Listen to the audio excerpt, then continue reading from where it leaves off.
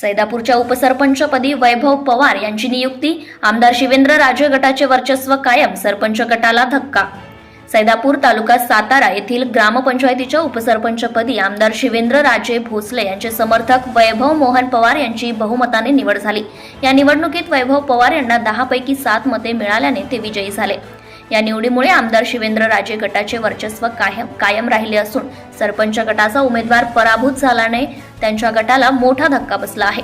या प्रसंगी नूतन उपसरपंच वैभव पवार यांचा सन्मान पदाधिकारी यांच्या हस्ते व ग्रामस्थांच्या उपस्थितीत करण्यात आला। दरम्यान पूर्वीचे उपसरपंच अनिरुद्ध काकडे हे अपात्र होऊन उपसरपंच पदाची जागा रिक्त झाल्याने ही निवडणूक लागली होती। या उपसरपंच पदाच्या निवडणुकीसाठी वैभव पवार व नामदेव राठोड या दोघांनी अर्ज दाखल केले। निवडणूक निरीक्षक फिरोज पठाण व ग्रामविकास अधिकारी नामदेव लोहार यांच्या देखरेखीखाली ही निवड पार पडली। निवडणुकीत वैभव पवार यांना मताधिक्य मिळाल्याने उपसरपंच म्हणून त्यांना विजयी घोषित करण्यात आले।